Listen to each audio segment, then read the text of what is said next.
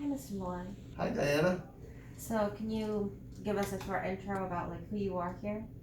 I am an English teacher here in Spartan Academy, and I've been here for quite some time. Nice. So, what have bees taught you? Bees have taught me all kinds of things. They've reinforced some things I've already known about the importance of paying attention to what you're doing and being careful and respecting life. Um, and they've taught me a lot of new things about the specifics of beekeeping and hive management and seasonal interaction of insects with their environment and countless other things. I could go on and on. Would you be content with being a bee? Do you think that do you like this prospect more or less than your current life? No, I'd rather be myself than a bee. How do different hives interact with each other? Do you think that bees would benefit from trading between their hives? To my knowledge, there's not a lot of interaction between hives, and they, occasionally one beehive will rob honey from another, and really the only true interaction between a hive, I guess, is when a queen goes out to mate, and she mates with a drone from a different hive, so that there's some genetic diversity, and so they do benefit from that. But in terms of maintaining their colony and producing honey, I think beehives and colonies are set up to be self-sufficient once the queen has mated with the drone from another hive. What would happen if all the drones and worker bees worked for themselves rather for the hive, so just keeping their own honey and pollen instead of sharing it? They would perish quickly. Why do you not sell your honey?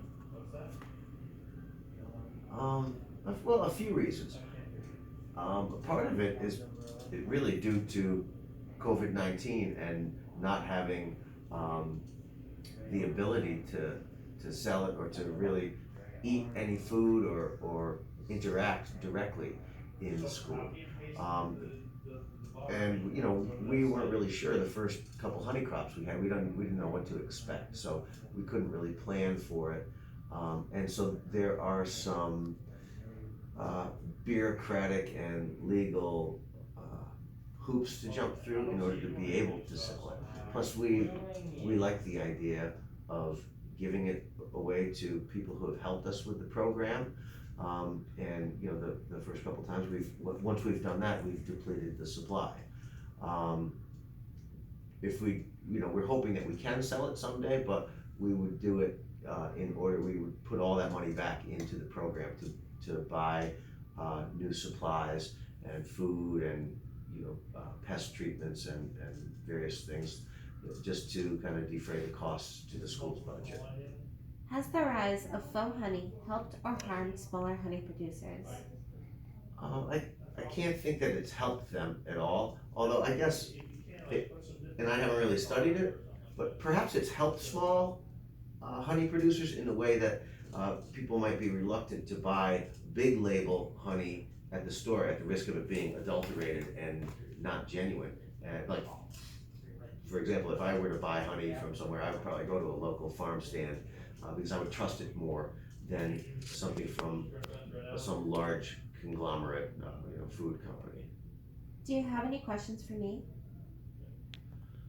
Sure. What have you learned from the bees?